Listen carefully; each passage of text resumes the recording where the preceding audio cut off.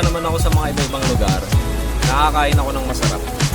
Pagka yung mga kasama ko ay may hilig sa mga restaurant, o kaya yung mga may hilig sa, alam mo yung mga beef steak. Ako kasi, to be honest hindi ako mahilig kumain. Ganda rito kasi simple lang, napakalilim. Kaya yung lubog ng araw yan, doon ba? Doon? Doon na silangan. Doon na silangan. Good girl. Yan. Sarap. No? Binigyan natin ng pagkain. Kasi nga may dala akong dog food. So pag may nakikita ako mga aso sa kalsada or nakakasalamuha ko sa mga camping site or mga area na ganito, binibigyan ko ng dog food. Pinalaki kami ng magulang namin na kung ano yung pagkain sa lamesa, yun ang kakainin namin. Bakit hindi minivan yung binili ko? Maliit siya, tapos tumatama yung tuhod ko. Gapang talaga ng sobra yung minivan. Ay, ngayon lang ako makakahiga dito. Nakatuwa naman ang init.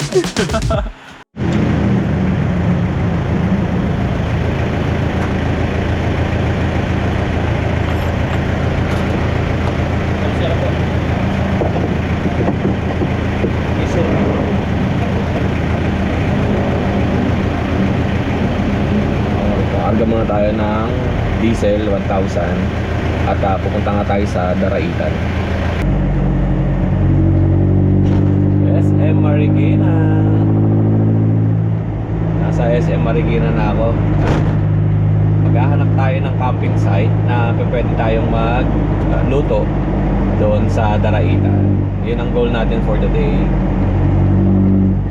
Dito na ako sa Marilake at nagbukas ako ng bintana. Grabe.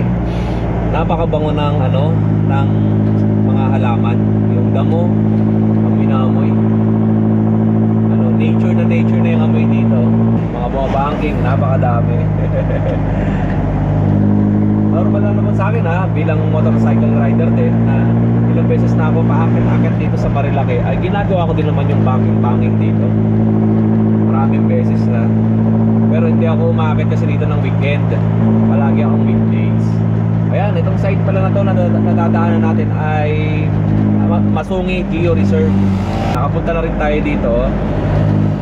Tagal na. Tagal na panahon na. Napakaganda ng kalsada rito.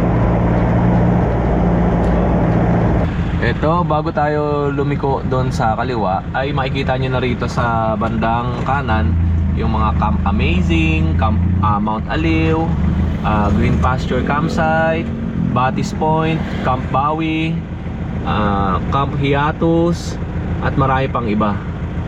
Okay. So, mamimili tayo ngayon kung saan tayo pupunta. Titignan muna natin sa Facebook kung ano yung magandang spot dito sa mga campsite na nakita natin. Kaya na tayo. So, kakanan na tayo. Kaliwa na ako doon. Tapos diyan tayo galing. Anyway, search ko muna doon sa mukhang maganda rito sa Camp Hiatus. No? Tingnan natin.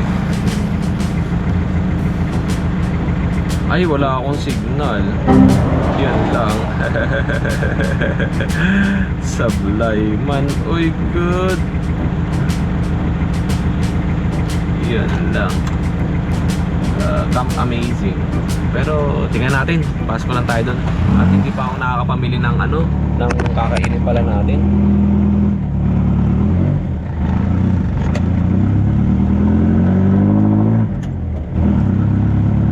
Kakaliwa dito wala tayong ulam nakakainin dito. May mga gulay baka may makakain naman doon. Patatas lang ang bibilin ko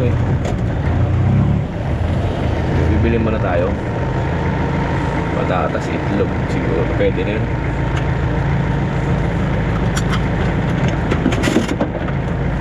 Bili muna tayo. Eto, nakabili ako ng patatas. Ito lang yung tatanghalian ko. Patatas, tapos haluan natin ng karne pag may nabili tayong karne dyan. Alright. Meron ditong tawag dito environmental fee.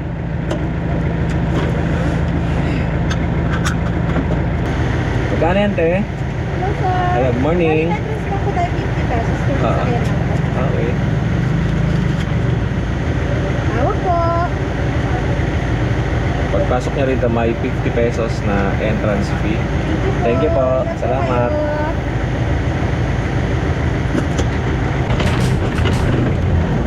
Yung pumunta kami dati dito sa Daraitan, ang dala ko si Karens, grabe. Hirap na hirap ako kasi nga naka-lowered pa si Karens nun eh. Tapos, hindi ka tulad dito, may linog, mataas. Kahit na sobrang lubak-lubak, eh, swak na swak. Ayun, nagpalipad ako ng drone at nakakita ako ng magandang spot banda doon sa pabalik. Babalik tayo at may nakita ako doon na magandang area at merong mga naka-camping setup. Mga naka-tent, tsaka may mga naka-kotse. So, doon tayo pupunta. Ganito ginagawa ko minsan eh. Pagka meron akong gustong spot na puntahan at hindi ako sigurado dun sa dadaanan ko, ay nagpapalipad ako ng drone para hindi ako maligaw. So, tara. May nakita na ako. Babalik tayo.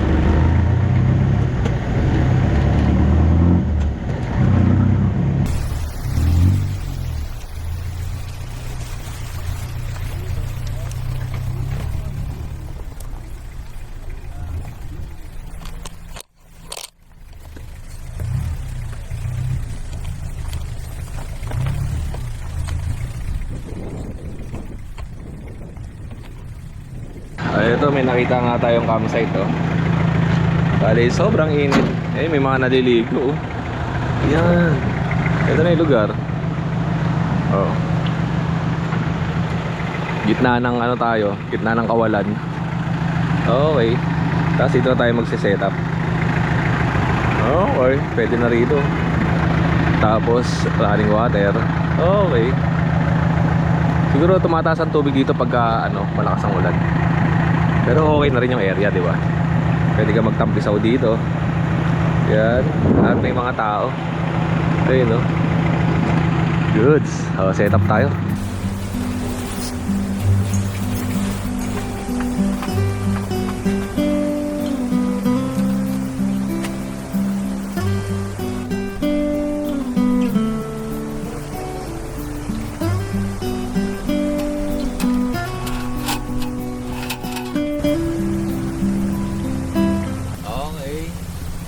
At ngayon nga ay magluluto ako ng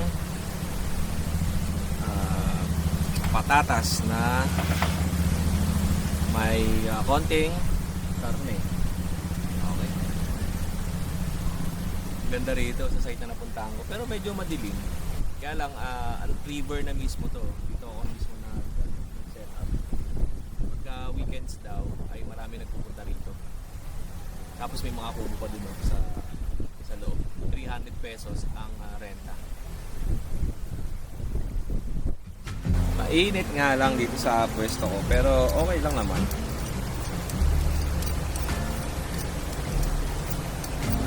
Magbabalat muna tayo ng patatas.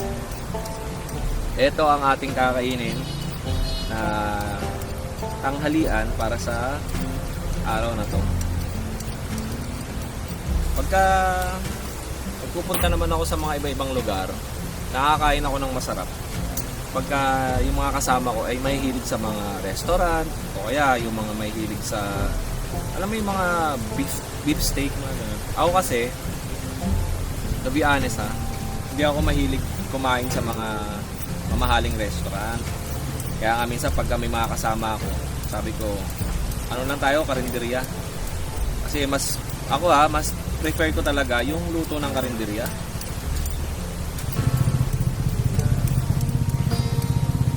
O itong napuntahan akong spot, kaya lang wala siyang signal. Mura lang dito, 20 pesos lang.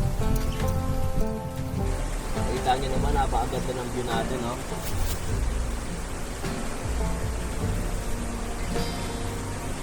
Isa lang natin yung sibuyas at bawang.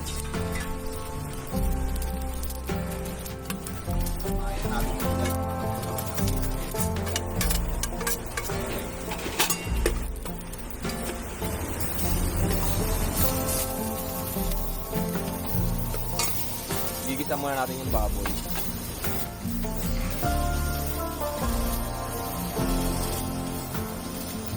Bago natin igisa yung baboy ay lalagyan natin ng konting tubig, tapos pakukuluin, papalambutin yung baboy, and then tsaka natin ilalagay yung patatas.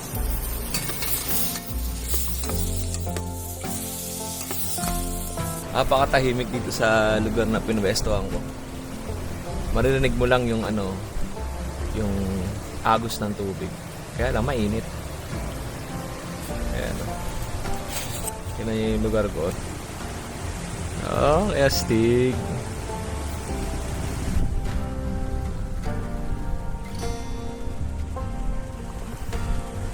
May dun may tulay. Tawid yata, bagong ginagawang tulayan, tawiran. Tapos sa tapat ko ay merong barangay mobile. Tapos diyan may mga kubo at si kuya doon nakapwesto. Okay, pakuluin lang natin to. Tapos pagka kumulo na, ilagay natin yung patatas, tapos dagdagan natin ng konting tubig. Okay na yan, titimplahan na lang natin. May binili ako kanina na Mamon Makabayan. Sobrang gutom na ako. Anong oras na? Alas 12. Oh, hindi. Ang oras na ay 12:30. Di pa ako nag-aalmusal. Kaya bumili ako nito. Sulit din dito pumunta kasi wala ganong tao pag weekdays. Pero pagka weekend daw, sabi ni Hepe, ay maraming tao dito. Nagka-camping.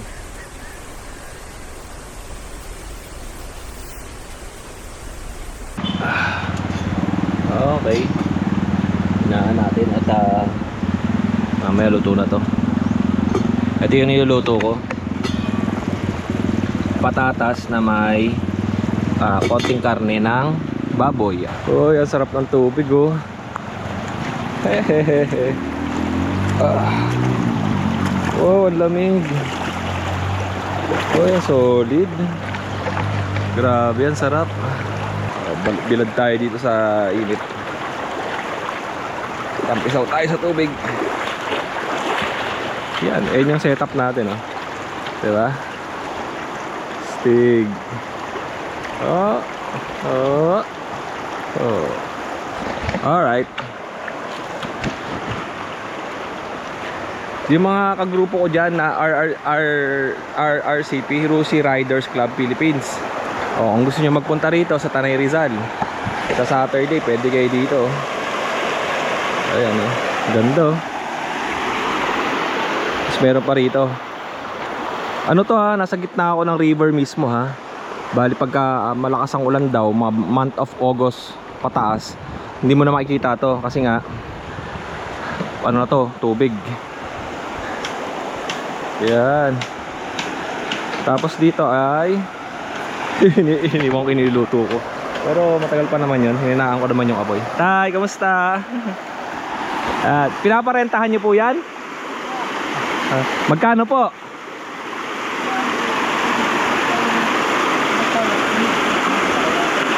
Ilan po ganyan nyo? Ilang kubo? Ito. Agad dun. Ano pangalan mo, tatay? Ayan, tatay Roger.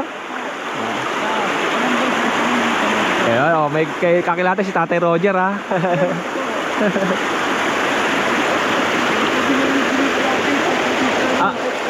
Ay talaga, dahil tatawid ako dyan, tatay. Tawid tayo dito. Oh.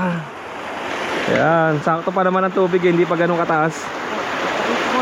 Dami nag-shooting dito, si Hardin Budol, Bilbin, Marikit. Ay talaga po. Si Cherry White guest ko nung nakaraan. Opo, ay si tatay Roger. Opo, sir. Tapos si Sir Ryan Aranya, ninong na apo ko, Camp Hayatus. Ay talaga po. Ayun po, Oo, doon galing, nakakaya. dumaan ako doon kanina. Opo, ninong na apo ko yun, si Sir Ryan Aranya po. Oo, yun. Yun yung may-ari.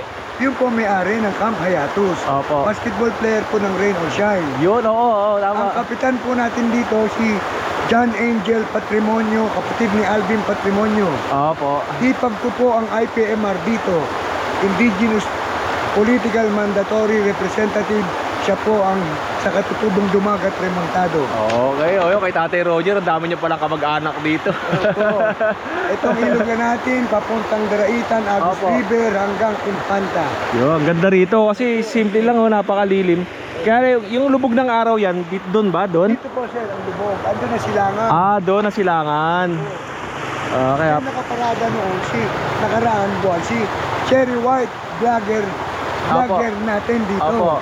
Saka si vlogger na Batusay, si Sir Red, yan mga vlogger na nagpunta po dito. Yun, okay. Nung araw, 2019, extra po ako nandito. Ayun ang kuta ng pulang araw. Opo, dyan, pulang araw. Yan pinaril din si Rito Lapid. Pagtawid niya nakakabayo, pinuntahan siya ni Angel Loxi. Opo. Andun ang tulay ni Gardo, yung hanging bridge po doon. Opo.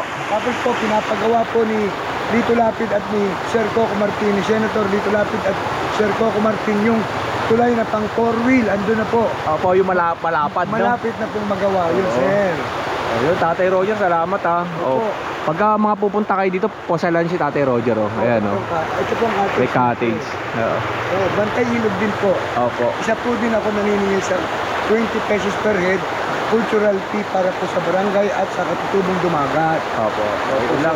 Tatay Roger, maraming salamat sa iyo, ha. Opo, sir. Ano pangalan niyo po, Kuya sir? Odeng. Kuya Odeng. Opo. Salamat po, Kuya Odeng, sir. Ayun din YouTube ko, Kuya Odeng.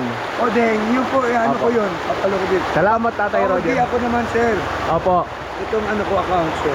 Patingin natin, pakita natin dito, Tatay Roger. Facebook account ko po ito. Roger, ha? Ayan, okay, dito tayo napunta sa ang ganda dito. Ano lang, tahimik lang. Tapos maraming palang nagsushooting dito. Harlim Budol, Oo. Binibining Marikit. Binibining Marikit. At saka yung, andito kasama ko dito sila. Harlim Budol, Joel Torre, Bembol Rocco, yung brain damage. Opo. Ni Brenda. Opo, si Tapos Brenda. Joel Torres, Starla. Ni Julian Santos.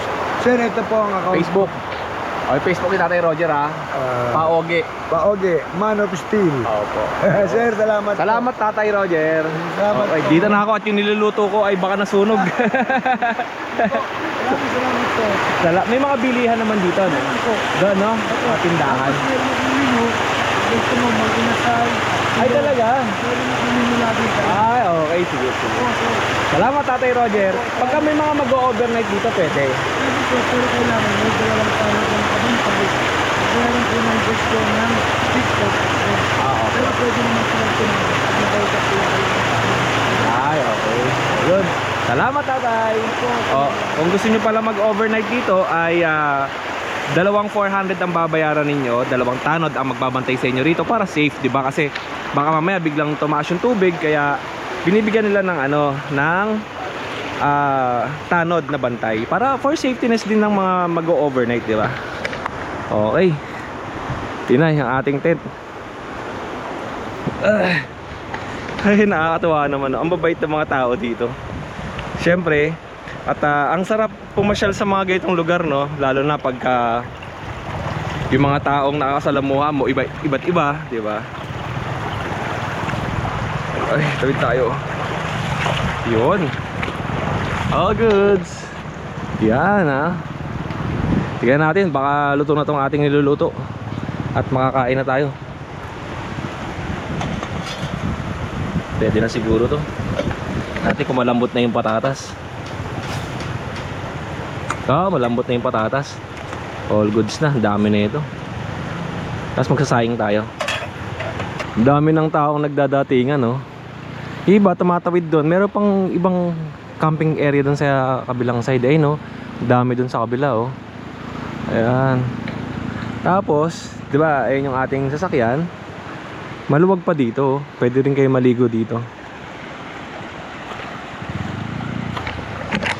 Ilog tayo, no? Ano ba tawag doon? Ilog challenge. Ayan, oh. Ginagawa din pala nila yan, yung mga harang para maipon yung tubig, para pwede ka mag-swimming dyan. Tapos nilalagyan pa nila doon para yung tubig hindi dire-diretsong umaagos, para may naiiwan, di ba? Okay. Ganda ng panahon, no? Hindi ganun ka-init. May kulimlim. Daming bato. Pang aquarium, di ba? Mga marmol ata to eh. Saan sa tingin nyo? Marmol? Oh. Mga marmol pang aquarium.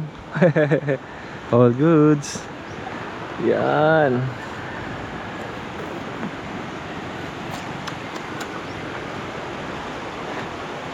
Ito na yung setup ng ating sasakyan. Pakita ko na ba sa inyo kung ano itsura?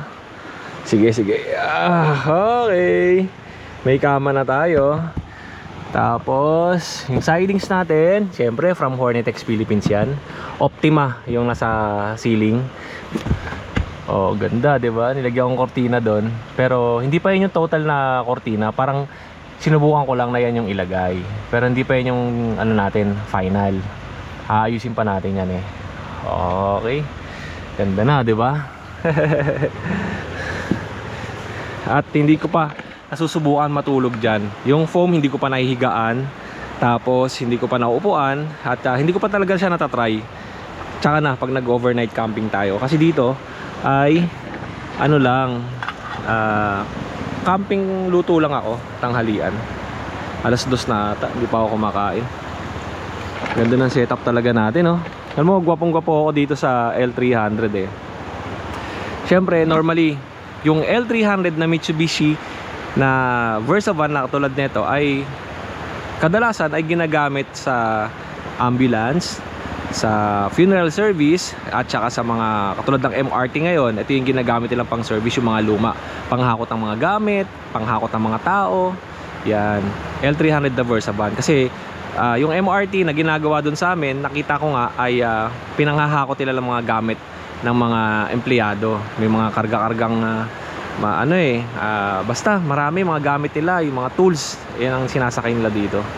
Kulay puti din yon sa MRT. Yung MRT is 7 na ginagawa malapit sa amin sa North Caloocan. Kumukulo na yung aking wait lang, adjust natin, umapaw na. And sabi nila sa akin, bakit hindi daw ako nag minivan? Pag-usapan natin yan. Bakit hindi ako nag minivan? At bakit daw ito ang aking binili na L300 na Versa van na bulok-bulok? Bakit nga ba? Okay. Una, kaya hindi minivan yung binili ko na every wagon. Una, yung price ay hindi ko afford. Although yung total price nito kaya nang bumili ng minivan na hindi pa nakasetup. Kasi ang bili ko rito ay 110,000. Tapos yung setup ko pa, yung pinagawa ko pa sa makina, yung mga pinagkakabit ko rito, yung gulong, yung kung ano-ano, umabot na rin to ng almost kulang-kulang 300,000. So kaya nang bumili ng minivan, di ba? Eh bakit hindi minivan yung binili ko? Kasi yung minivan para sa akin, sa height ko, maliit.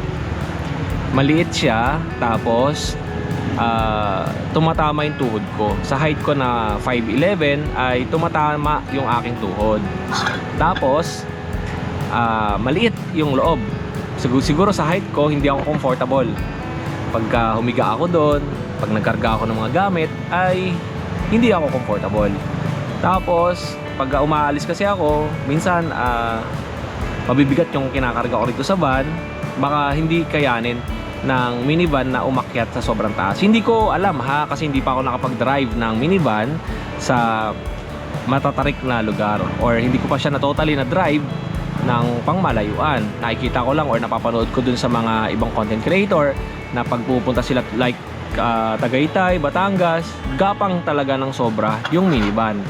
Syempre, kung ikukumpara mo naman yung makina ng minivan dito sa L300 na Versa van, ay mas malaki ang makina nito. 2.5 na diesel engine. Malakas talaga kasi pangkargahan. Hindi siya pang karera Itong ganitong klaseng van, hindi ito pang katawan sa kalsada, kundi pang chill ride lang. Tapos ang maganda rito sa Versa van ay malawak, malaki. Marami akong may kakarga. Tapos sakto talaga ako pagka humiga ako doon sa loob. 2 or 3 tao ay kasya. Ngayon, yung riding experience ko dito sa Versa van okay ako. Kasi napagawa ko na nga lahat. Sabi ko dun sa mga ibang vlog, napagawa ko na yung aircon, napagawa ko na yung makina, napagawa ko na yung ipang ilalim. Kaya sobrang sulit na kung ikukumpara ko dun sa price ng every wagon na minivan. Kasi pagka bumili tayo ng minivan, di ba? Normally, yung price na igagastusin mo doon, yung van pa lang, hindi pa siya naka-total setup. Makakabili ka nga ng 180,000, pero marami ka pa rin talaga ipapagawa. Kaya lang, sabi ko nga, sa height ko ay hindi uubra ang minivan. No hates po sa mga subscribers ko dyan na minivan ang gamit. Hindi ako against sa minivan. Kumbaga, sinasabi ko lang na hindi fit sa akin yung minivan kasi maliit. Kaya ang binili ko ay Mitsubishi L300 na Versa van. Kahit na luma, pinagawa ko, ginasusan ko. At ayan, eto, nakita nyo na. Eto na yung kinalabasan. Ayun. Kaya kung kayo, depende sa budget niyo kung kaya nyo mag minivan, edi go for minivan. And kung hindi nyo afford yung price ng minivan, go for L300 Mitsubishi Versa van. And isa pa ang advantage nito, makakabili ka ng mga brand new na pyesa sa kahit na saang auto shop, may mga pyesa sila. Kaya nga, yun ang isang advantage. Pag nasirahan ka sa kalsada, kung may malapit na auto shop, sigurado naman yan, merong pyesa yan ng L300. Kasi ang Mitsubishi L300, na lalo na yung FB, marami yung ginagamit sa Lalamove ba, L300 FB.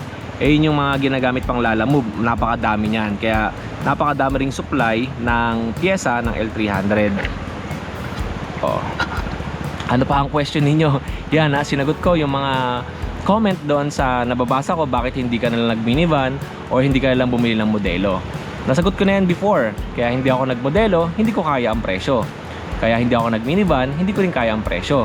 Kasi itong L300, umabot man siya dun sa price na kaya ng bumili ng minivan, lahat ng nagastos ko, hindi naman siya isang gastusan. Kumbaga, paunti-unti na gastos hanggang sa umabot ng mahigit 300,000 total ng pangpagawa, yung labor, pati yung price ng van na binili ko. Okay? At syempre, hindi pa totally tapos yung ating van. Marami pang kailangang ayusin sa interior. Wala pa tayong drawer, wala pa tayong basta hindi pa siya totally talaga tapos. Siguro mga 95%, 5% na lang yung interior natin tapos na. At nagpapasalamat nga ako sa Hornitex Philippines sa pagsuporta nila kay Kuya Odeng sa pag-sponsor doon sa ating ceiling na Optima, tapos yung sidings natin at yung flooring na in-sponsor ng Hornitex Philippines. Maraming salamat kay Sir Jesse and kay Sir Kevin sa pagtitiwala ninyo na gamitin ko yung inyong product para dito sa kauna-unahang Mitsubishi L300 Versa van na ginawang camping van dito sa Pilipinas.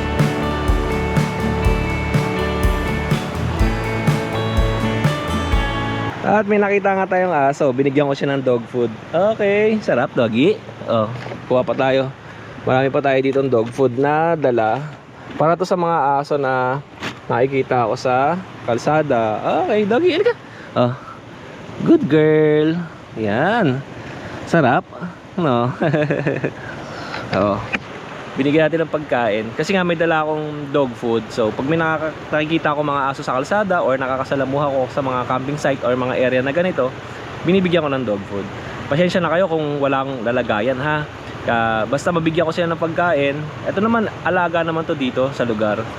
Kumbaga, lumapit sa akin. Basta may lumapit, may makasalamuha akong aso, binibigyan ko ng dog food. Okay. Ay, naubos yan na. Doggy, goods na? Ha? Okay na? Busog ka? Ayun pa. Kuha ka pa doon. Bilis. Yan, marami pa yun. Busin mo na yan. Naiilang siya dun sa langaw eh. Okay.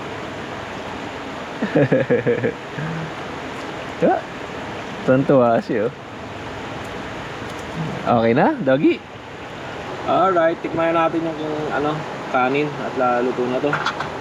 Sunog na ang kanin.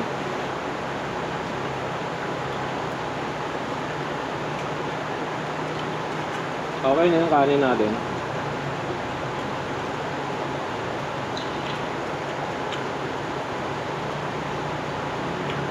Hindi ko na mauubos yung kanin eh. Ang dami ko sinain, 2 pakal. Pero okay lang naman. At mamaya pa naman tayo aalis dito. Tikman natin yung ating dito na ako nagplato. Ayan o. Patatas na may karne tapos sinabawan. Alam niyo ba kung bakit ito yung niluto ko? Kasi yung ewan ko kung lahat tayo ay naka-experience ng ganito. Yung elementary pa ako, or elementary yung nabubuhay pa yung tatay ko, elementary high school ako, lahat naman tayo siguro, yung iba na nakaka-relate sa sasabihin ko, hindi ako lumaki sa mayaman na pamilya. Kumbaga, tama lang na nakakakain kaming 3 beses sa isang araw, nakakapag-aral. Tapos ito nga ay kadalasang niluluto ng nanay ko tsaka ng tatay ko. Pero alam ko kadalasan ang nanay ko ang nagluluto nito eh. Yung patatas na may giniling, patatas na may baboy, ganun. Ito sa akin kasi yung patatas na hindi siya giniling. Baboy pa rin naman pero hindi siya giniling. Hiniwa ko ng ganito. Ayan o. Yan lang. Okay na ako sa ganyan. Napakasimpleng pagkain lang. O tara, kain tayo mga kadenggalista. Comment kayo mga kadenggalista kung kung na-experience nyo rin ba na kumain ng ganito, yung patatas na may giniling or patatas na may halong manok na sinabawan. Ang halo ko lang nito, lang, patatas lang, sibuyas, bawang, tapos yung baboy, tapos sinabawan lang, ganoon lang. Tapos asin, okay na.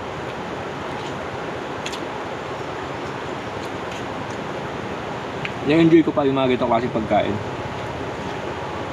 Kasi sabi ko nga, hindi ako lumaki sa mayaman na pamilya. Pinalaki kami ng magulang namin na kung ano yung pagkain sa lamesa, yun ang kakainin namin. Hindi kami pinalaki ng magulang namin na mapili sa pagkain. Kung ano yung sinerve ng parents namin, yun yung kinakain namin. Tsaka hindi kami ginutom ng magulang namin pagdating sa pagkain.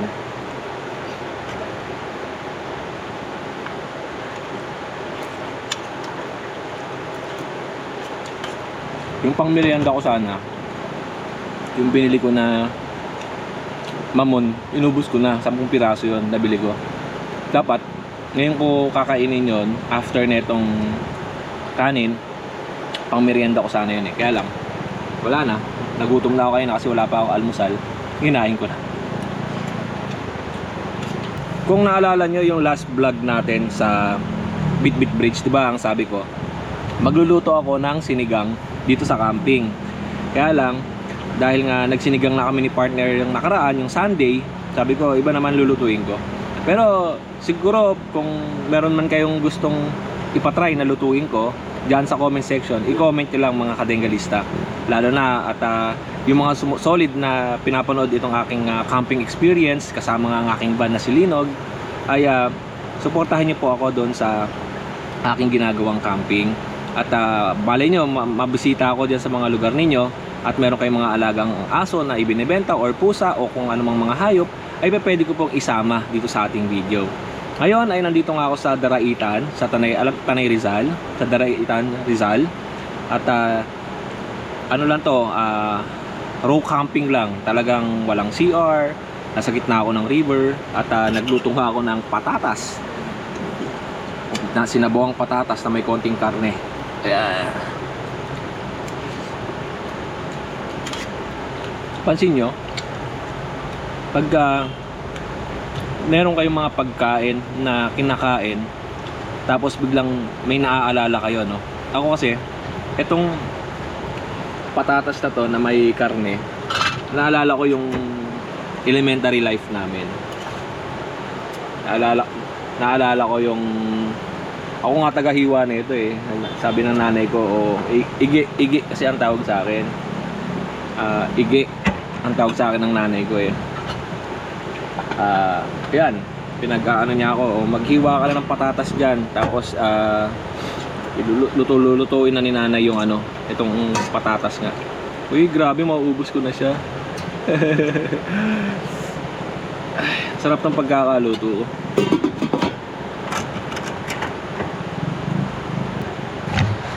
sarap ng ganitong ano lang, lifestyle. Ito yung lifestyle na napakasimple lang. Gusto ko. Ayoko na masyadong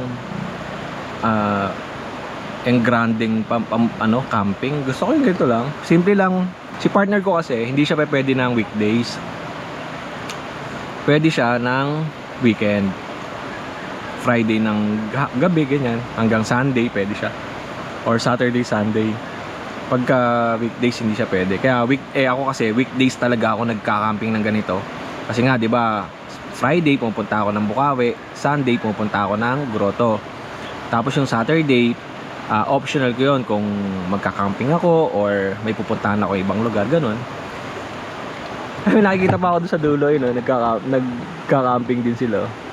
Hindi tanaw dito sa camera pero kitang-kita. Dalawang magkaibigan. Kain na rin tayo.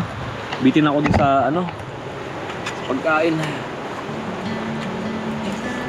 At pagkatapos ko nga kumain, nakaramdam ako ng antok.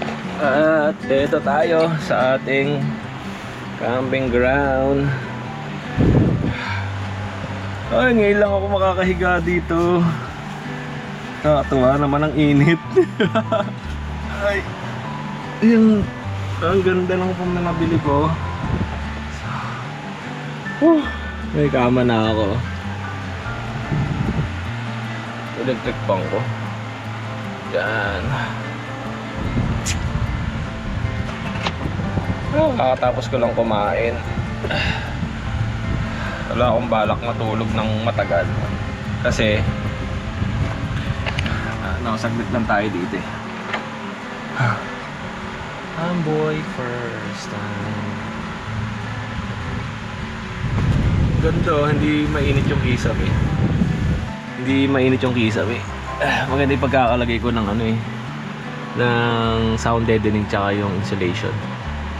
Napakainit dun sa labas. Kaya pumasok muna ako saglit. Susi at yung ating cellphone. Subukan nga natin mahiga. Kung sulit ba makahiga dito. Ay, ang sarap humiga. Grabe, nakakatuwa.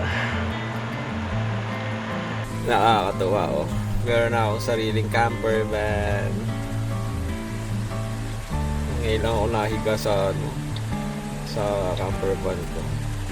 Kakatapos ko lang kumain eh. Sabi nga nila, 'di ba, pagkatapos mo kumain, huwag kang hihiga. Tigas ulo ko eh, no. Ay, naipit pala tong sapin. Ayan na. Sa ating bintana. Yan. Di ba, maliwanag. Init sa labas, grabe.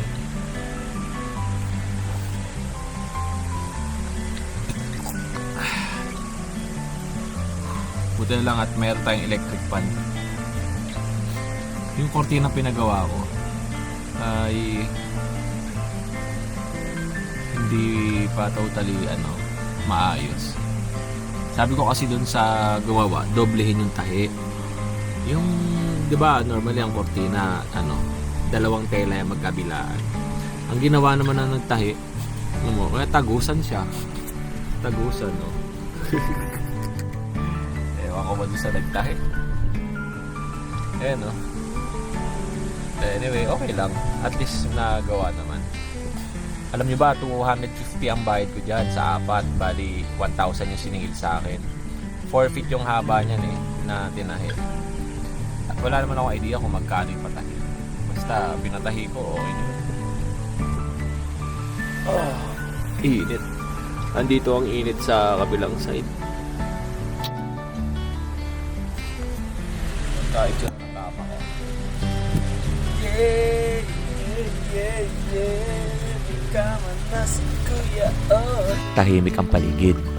Sa gitna ng ilog, ang tubig ay hindi nagsasalita. Ngunit marami itong ikinukwento. Bawat agos, tila hinuhugasan ang bigat ng isip at pinapaanod ang mga alalahanin. Sa pagitan ng tubig at hangin, natutunan kong makinig, hindi sa ingay ng mundo, kundi sa bulong ng sarili.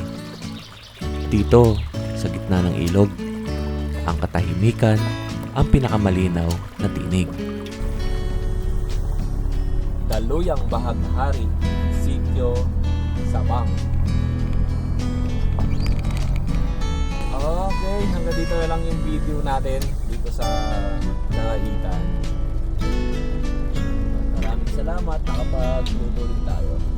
For goods, uwi na ang yung Kuya O. At kita-kita tayo sa next video na i-upload ni Kuya Odeng. At sana huwag kayong magsawang sumuporta at manood sa aking YouTube channel. Maraming salamat mga kabengalista.